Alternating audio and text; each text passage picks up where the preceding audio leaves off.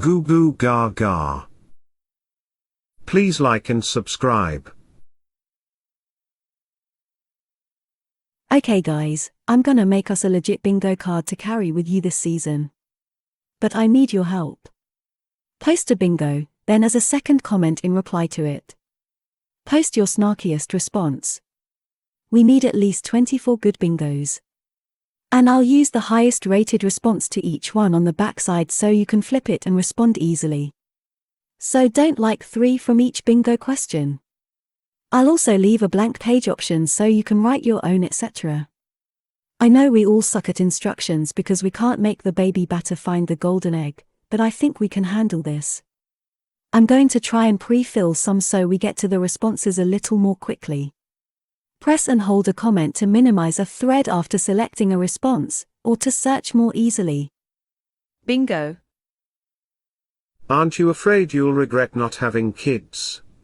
I regret having this conversation. Bingo. Not having kids is so selfish. You put kids into this world, just because you wanted them. But I'm selfish. Alright. Bingo. Just wait until you're, enter age older than current age, then you'll change your mind. Let's set a Google Calendar reminder and bet on it. Bingo. The free space is silent judgment. Bingo. You don't know what true love is until you hold your baby in your arms. And I feel sorry for people who don't know love so they had to create a whole new person to fill their emotional gaps. Also, with that logic, your kids don't nor will ever love you back. Bingo.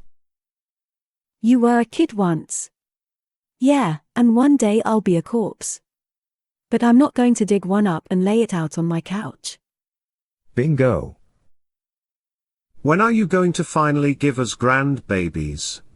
Do I look like Santa Claus? Bingo. But you never know, accidents happen. I'm financially prepared to flush those accidents. Bingo. But you'd be such a good parent. I also saw someone with an awesome response, quote, I'd also make a great drug runner, and I'm not doing that either. End quote. Bingo. When are you having kids? On the 32nd day of never. Bingo. Why don't you want kids? The Homeowners Association won't allow goats in the backyard. Bingo.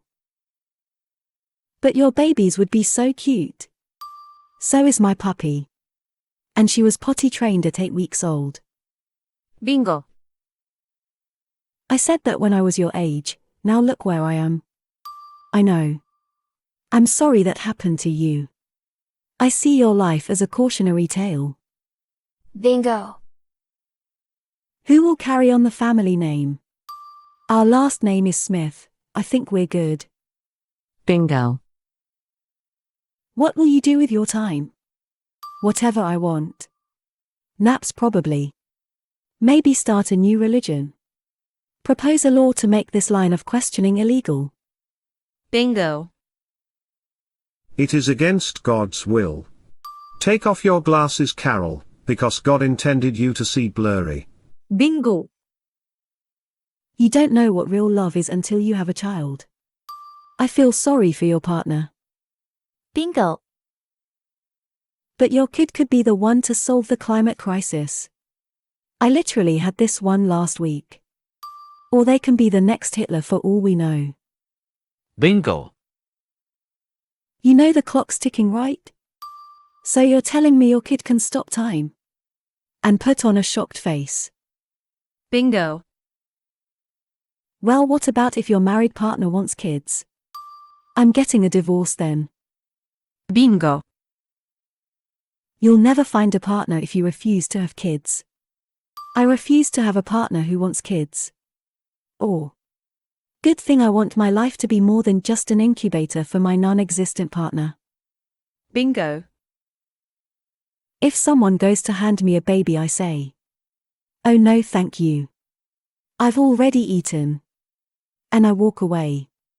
I am stealing this for future use. Bingo. Do you want to hold the baby? You got yourself into this, you hold your own baby. Bingo. What about your family bloodline? If you knew my family as well as I do, you wouldn't want us to carry on either. Bingo. You should go to therapy. Not wanting kids is a sign of mental illness. I have enough reasons to go to therapy anyway. Or, if I have a mental illness, why would I want to pass it on? Goo goo gaga. Entitled parents reported me at work. I work as a part-time cashier in a supermarket comparable to Wally Mart. Today was a really stressful day for me. Fridays are always very full and stressful, and management is trying to save on every occasion again. So while I was scanning, there was a family with 2 strollers. One was a double. There were 3 adult women in total, and another 3 kids were running and screaming while chasing each other. Well, whatever. I try to blend it out as much as possible. They want to buy 4 small plushes. First they ask the price, and when I tell them, they insist that's wrong. I literally just tilt my head to the side because they were placed right next to the checkout. Surprise, surprise, the price tag is correct. But before I could even finish my sentence, I touched the last plush. I was thinking, no, it was completely soaked in spit. It was vile. I asked, why is this soaking wet? They responded, oh, that was the little one, with a scoff. I said, wow. Disgusting. The worst part is yet to come. The little price tag leaflet was completely soaked and stuck together. I couldn't open it, and I didn't want to. They offered to do it, so I immediately handed it to them. Disinfecting my hands. I hear them mumble about me being rude and that I'm acting stupidly. After payment, their stroller was stuck in between the checkout because it was too big. And when I told them they would have to back out and use the entrance, they got really spicy. They were yelling how stupid this was. 15 minutes later I got called in the office. They literally complained about me. And I had to acknowledge that. Oh, and to top it off, not one of them was able to figure out how to correctly wear a mask. Hint. The chin, ain't it? The heady perfect storm of mombies, retail hell, and Black Friday monsters. I used to work at a grocery store as a cashier, so I have a little experience of that specific level of hell. Internet hugs to you, internet friend. This is the kind of human interaction that makes people move to the wilderness in the hopes of never seeing another human being again. Good for you for not completely losing it. I'm pretty sure that I would have. Who lets their kids slobber all over merchandise during a pandemic? Oh, that's right, the same people who would file a complaint about you. Jerks. And people wonder why retail workers are quitting left and right.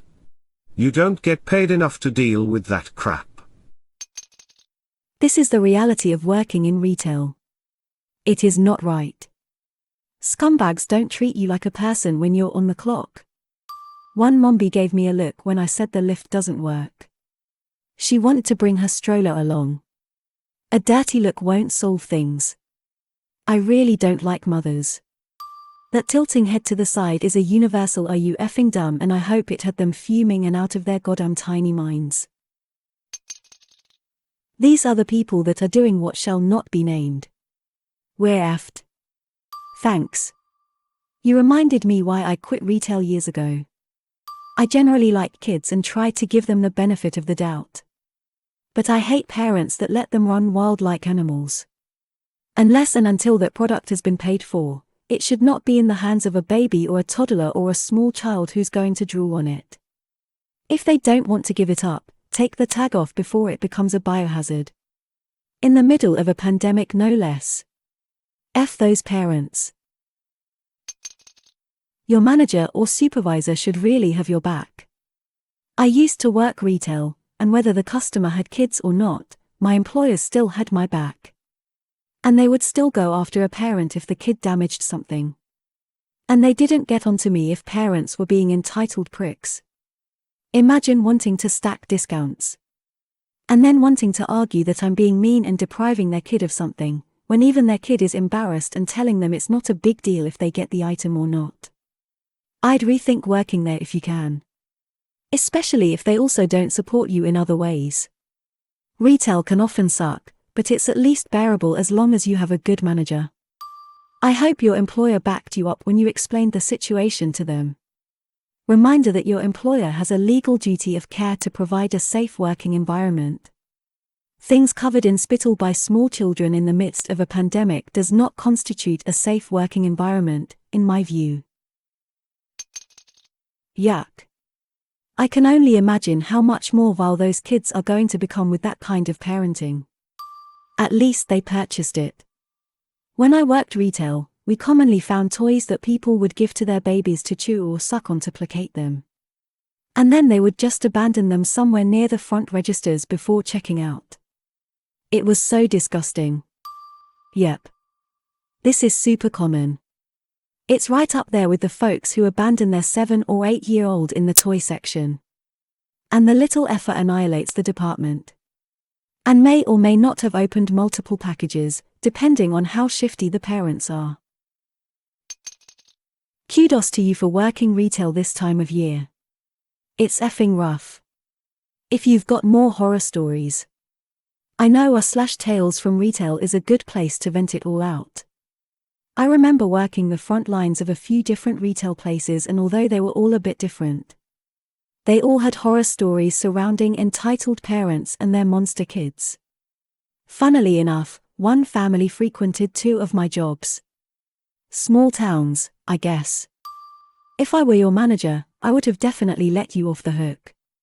Not wanting to touch something covered in spit, and sanitizing your hands afterwards.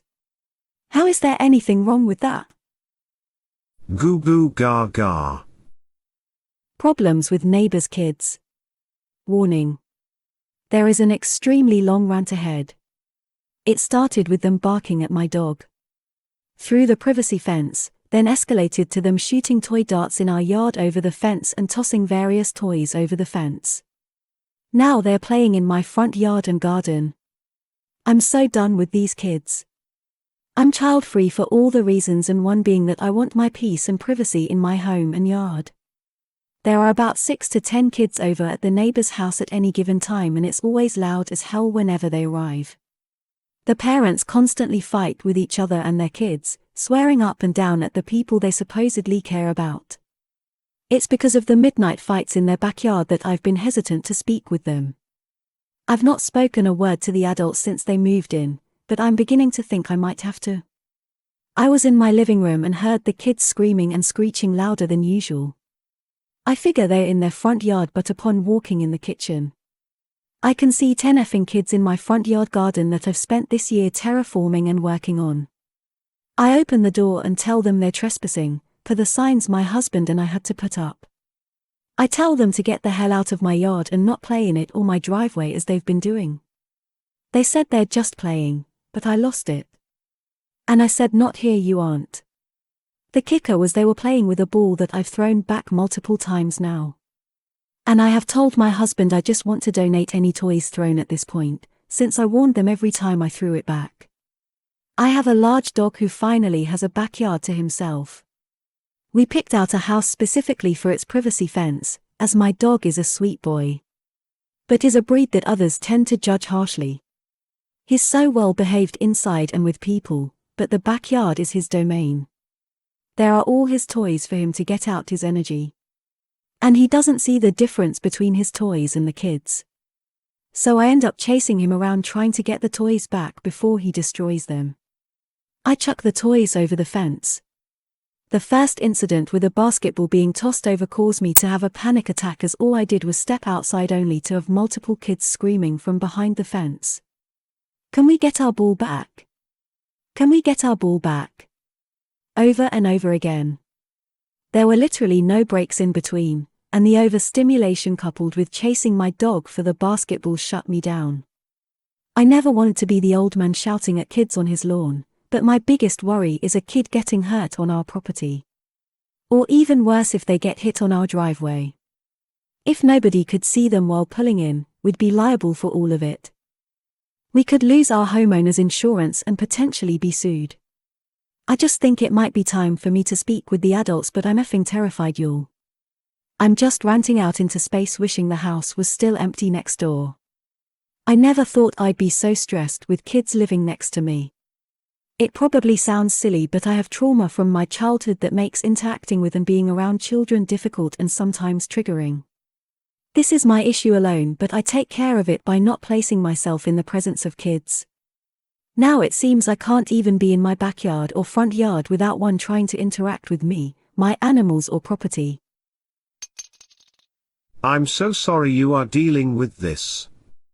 It is unfortunate that you are being put in a position such as this because people cannot respect boundaries and properly parent their children. First things first. Get cameras, if you haven't already got them. That will give you evidence in case things get nasty, especially if the kids start doing something stupid like wrecking your garden, car, etc. etc. Second, check the law in your local jurisdiction regarding toys thrown into your property. If they're throwing balls over the fence into your garden, I'd be inclined to just let your dog at them, the balls, not the kids. Then once they're punctured and covered with dog slobber, I'd then give them back. When they inevitably complain, simply reply, "I did warn you, but you didn't listen." I suspect that once they lose a few toys to dog damage, they'll learn their lesson remarkably quickly. Sprinklers you can turn on when the kids are in range. Donate or throw away the toys that end up in your yard. Both of these things were going to be my exact suggestions. Don't give the toys back, and eventually they'll learn that whatever goes over the fence doesn't come back. Sprinklers in the front yard will get them out unless it's like 100 degrees or 38 degrees Celsius out. Don't engage them directly. This could lead to problems. Do you have a homeowners association? You need to put up a serious fence right away and enclose your entire property. Put up cameras everywhere as well. Then call the police non-emergency line for trespassing every time they breach the perimeter. This is exactly what the non-emergency police number is for. As others said, get your cameras. Have the neighbors threatened you? Is that why you're terrified? That's a really intense emotion. Your dog is being hurt, and you're being terrorized in your own home. Just go over, politely say, "Hey, the kids have been throwing their toys constantly in my backyard and antagonizing my dog as well as playing in the yard. Please keep them from doing so." And if they don't follow, then you escalate. Certified letter, save a copy, you need to call the police when they do so. File a police report. Your city should have ordinances for these reasons. Get cameras. Call cops. Sounds like you need to order some motion sensor sprinklers. Whatever you do, they don't deserve your prized baseball. Seriously though, sorry you're having to deal with this. I would probably monitor the dog while it's outside, at least you, until you can get cameras and security set up. Bring the dog inside to protect him or her and your peace of mind. Please like and subscribe.